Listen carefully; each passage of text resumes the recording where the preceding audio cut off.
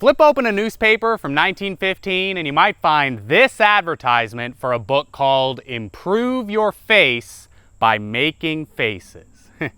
And then go out and buy the book yourself and you might discover that doing this will develop your neck and lower face. And doing that will fill out your hollow eyes. And this is good for the central portion of the face. And that will make your chin normal. This is just the first of a few bizarre guidebooks that I want to share with you today. You know, I got reference books on strange, hyper-specific subjects and how-to guides for things that you probably don't want to actually do, and all sorts of other crazy manuals and handbooks that have been mostly lost to history today.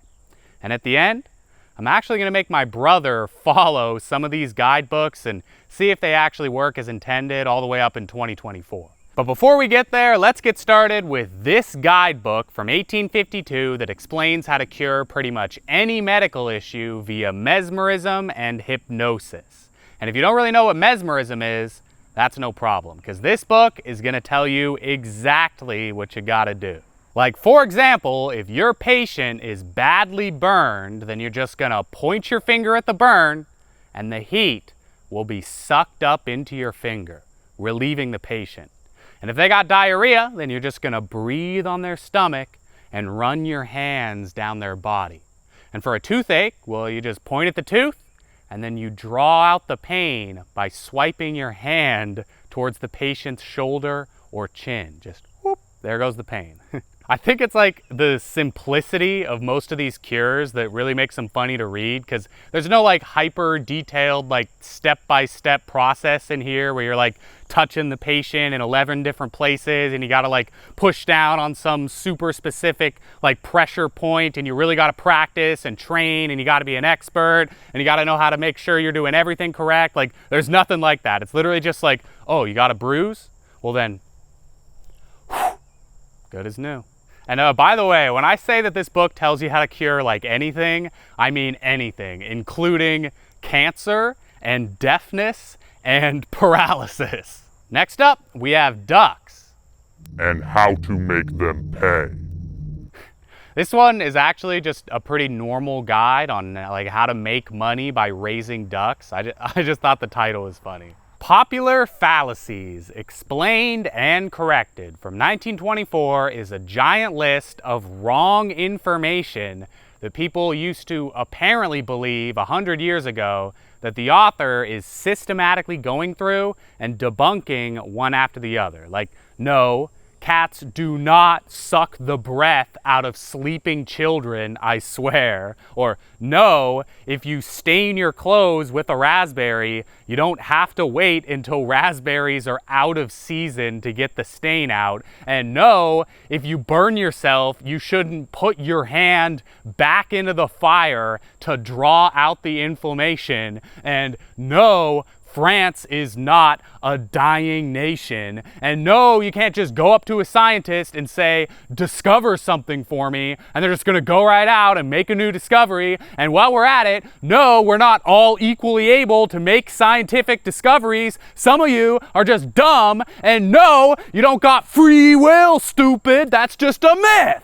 Next up, let's talk old age, its cause and prevention, published in 1912. The author of this one is Sanford Bennett, who wrote this book as a guide on how to look as good as he does at the ripe old age of 72. Which does not sound that weird on its face, but trust me when I tell you that there is some strange stuff in here. Like first off, all the pictures that Sanford uses to show off just how like jacked he is at 72 are just so awesome. Like, there's just pages and pages in this book of the guy just like, look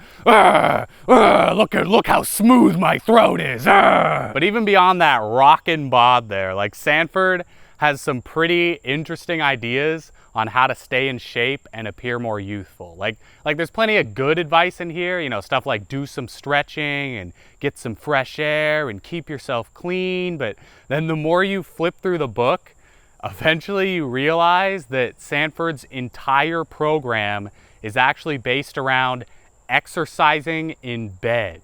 He calls it the lazy man system of exercise. So it's just like lay in bed and do this to work out your shoulders, and then do this with some dumbbells to work out your arms. And you know, this one works out your throat so you can have a smooth neck like Sanford. And I know you probably might be thinking that all this stuff does not sound that strange, because doing all this would still get you kind of a decent workout, even if you're doing it in bed for no particular reason.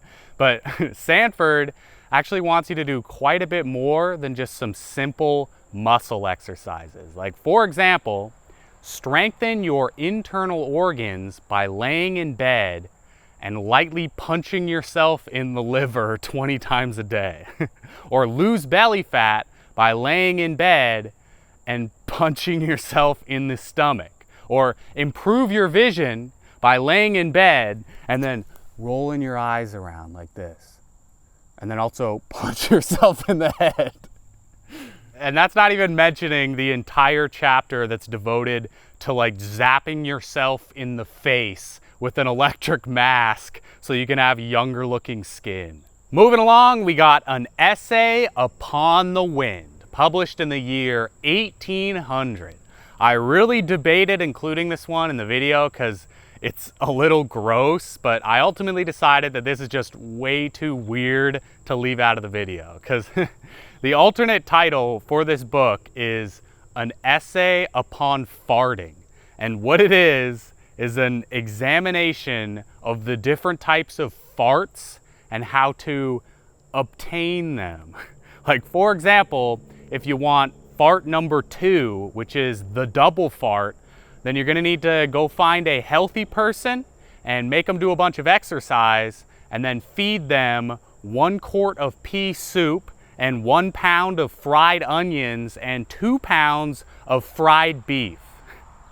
And we're just gonna leave it at that and move on to the next one. All right, next up, we got probably one of my favorite things that I have ever found for this YouTube channel. Portraits, Memoirs, and Characters of Remarkable Persons is a guide to some of the strange characters that you might come across if you lived in England in the 1600s. This book is just awesome. Like, it's got little portraits and biographies of all sorts of weird, eccentric people walking around in England. Like a Blassie de Manfrey, who supposedly could drink water, convert the water into beer or milk in his stomach, and then spit the milk back out like a water fountain. Or Mallcut Purse, who was a woman of masculine spirit who reportedly had her hands involved in like basically every criminal pursuit that you could think of. Or we got Roger Crabb, the wandering vegan hermit. Or Richard Dugdale, who sold his soul to the devil to become a great dancer. Or here's a fantastic tightrope walker who's known only as the Dutch woman. And then my personal favorite in the whole book, Hugh Massey, who was apparently famous just for being the worst violin player that you ever saw in your life. Like, this book is basically just like a who's who of long forgotten eccentric persons. Like, it's a lot of fun to flip through. How to Be Plump from 1878 is a book about how to get plump, with such chapter titles as How I Became Plump, The Value of Fat, and The Necessity of Starchy Foods and Sweets. All right, so I don't want to spend too much time on this next one because you might have already heard of it from elsewhere on the internet, but I'm just going to mention it briefly anyway because it's really funny. So English as She Is Spoke is a Portuguese to English translation dictionary that's meant to like teach you some common English phrases that you can then use to have a conversation in the language. The problem though is the author did not actually speak English and reportedly just took a French to English dictionary and then translated the French parts to Portuguese and just thought that that would solve the problem. And so we end up with a whole bunch of sample conversations like this one. John, bring us something for to breakfast. Yes, sir. There is some sausages and some meat pies. Will you then I bring the ham? Yes, bring him. We will cup a steak. Put a nape cloth upon this table. Give us some plates, any knives, and some forks. Rinse the glasses. Give a seat to gentlemen. Come near the fire. Or how about this? Here's some common idioms and proverbs. So many heads, so much opinions. To craunch the marmoset. It must to break the stone for to have almond, or burn the politeness. I imagine that this book is especially fun to look through if you actually speak Portuguese in addition to English, so you can know what he was trying to say with to craunch the marmoset. All right, here comes another one of my favorites. So in 1941, the citizens of Britain were like super worried about a land invasion from Germany, right? Because it's the middle of World War II. So this guy wrote a book entitled Your Answer to Invasion, Jiu-Jitsu.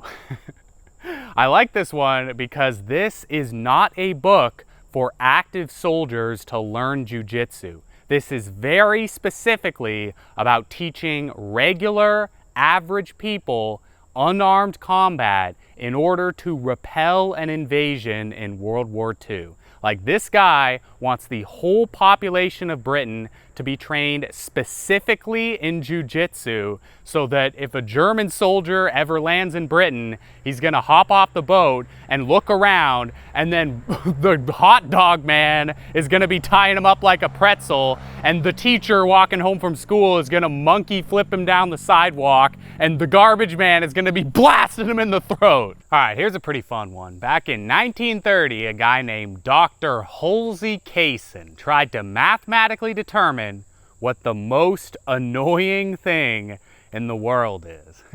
He got together 600 people and he asked them all to rank a few hundred annoyances on a scale of 1 to 30, and then he put them all on a big list and he published the results right here in this book. So let's take a look at the list and see what the most annoying thing that you can do is. Here's our scale for reference. Starting off, we got laughing loudly, judged to be only a 12.9 on the scale, only slightly annoying. Whereas backseat driving, that's a 20.8, pretty high up there. Children being kind of loud while they play together, that's a 9.9, not really annoying. But a child disobeying their parent, now that is annoying. Somebody clearing their throat, that's not too bad, but somebody walking around with a runny nose, that is a high score. Let's just run through the highest scores here. So we got somebody telling you to hurry up when you're already hurrying, that's a 20. A pushy salesman, that's a 22.9. A drunk man is 22.1, but a drunk woman is much higher, 25.9 apparently. Having to kiss a relative that you don't really want to kiss, that's a 20.1. Cats fighting when you're trying to sleep is a 23.6. Habitual complainers are a 24.1. Bad breath, that's a 27.3. Having a hole in your sock is 23.3. And finally, the highest mark on the list, somebody coughing in your face, is a whopping 28.9. That is number one. Although, it does have to share a gold medal with the other 28.9, which is the smell of dirty feet. Those are the two highest scores on the whole list. All right, so I've been thinking about how I want to present this next one, and I think I decided it'll actually be the funniest if I just keep it like super short and give you as little amount of context as I possibly can. So let me tell you that this is the Bodie book, and this is Dr. Walford Bodie, who can heal anybody with electricity and mesmerism and hypnosis. So here we got Dr. Bodie with a patient who can't even lift half an ounce. And here is that very same patient after treatment from Dr. Bodie lifting 56 pounds with one arm, no problem at all. And look how proud Dr. Bodie looks too. And finally, we come to The Fountain of Youth from 1923, written by these two guys. This book is all about how to heal your body and soul via the shower. Their entire theory is that sitting in the shower for hours at a time with the water hitting a particular body part will get the blood moving around in that body part and just do wonders for your health. Heal up any ailment you got. So what you're gonna do is go take a shower and sit like this for up to 8 hours if you want to heal your neck, and sit like that if you want to fix up your feet, and sit like this if your face needs some attention, or maybe if you really want to get flexible, sit like that again for up to 8 hours. But okay, I think that's enough talking about all these weird guides. Why don't we go put them into action? See how well they work on my brother in the year 2024. I also got a few special surprise books that I haven't even shared with you yet. So let's go get to work. Like that. So what are we doing? All right, I got a whole bunch of printed out pages from some old guidebooks, and you're gonna follow them and see if they work in 2024. Okay. So let's go to bed. First off, we're doing some bed exercises. Okay. I need you to assume this position. Okay. Okay, looking good. Now this one's supposed to work out your liver. So here's what you're gonna do. You're gonna punch yourself 20 times in the liver. I don't want to do that. 1, 2, 3, 4. Next, we're gonna work out your abdomen. So go ahead and lay on your back. Now, raise up your right arm. Now, punch yourself 20 times in the stomach. No. Yes.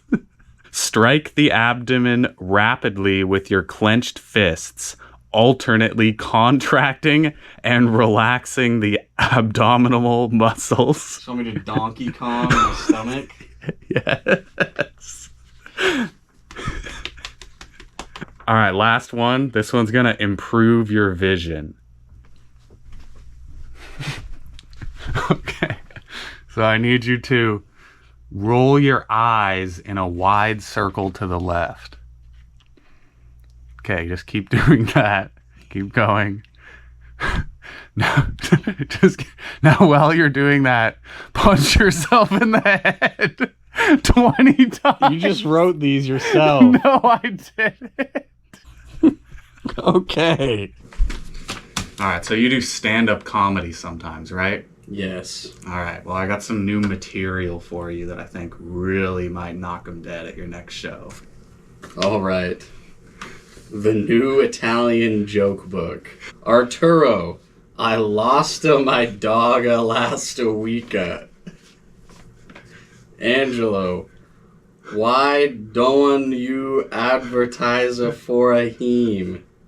Arturo, my dogga cannot read it. A man asked an Italian boy, what wages are paid around about here, boy? I do not know, replied the boy. Well, continued the man, what does your father get on a Saturday night? He get a drunka. You didn't just write these in a shitty font? No, I didn't. What book was this in? This thing? It's in the new find that? The new Italian joke book from what year is it? 1909. 1909. By Irv Ott. Say, Angelina, said a lady to her Italian maid, are you sweeping out the room? Angelina, no, madam, I sweep out de dirty ant leafa de rooma, answered the maid. I don't even know what the hell half of these are supposed to be saying. An Italian made a bet with an Irishman that he could swallow him. The Irishman laid down on the table, and the Italian, taking his big toe in his mouth, nipped him severely. "Ach, bloody blazes," roared the Irishman.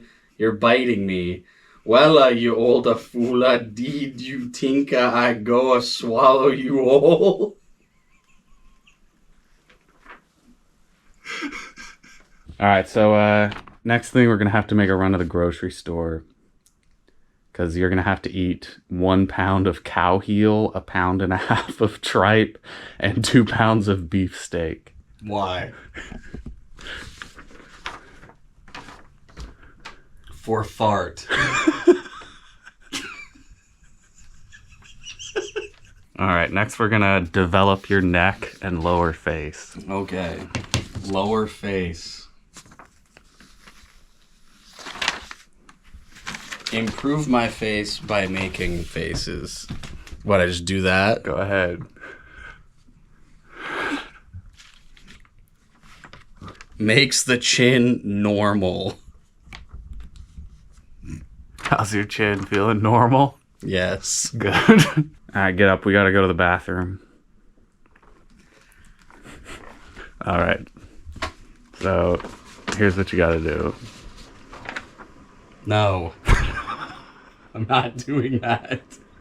I don't even think I can sit down in my shower. 8 hours under a shower? All right, you don't have to do that one. You can do this one. The anus blast? What, for 8 hours also? It's the fountain of youth. It's supposed to wash your blood. That's what it does. Washes my blood? It gets the blood moving in whatever part of the body it's showering on, and then it heals whatever ailment. So if you have a headache, then... I have to sit in the shower for 8 hours. Yes. You got an earache? Yes. All right, great. Here's how you fix that one.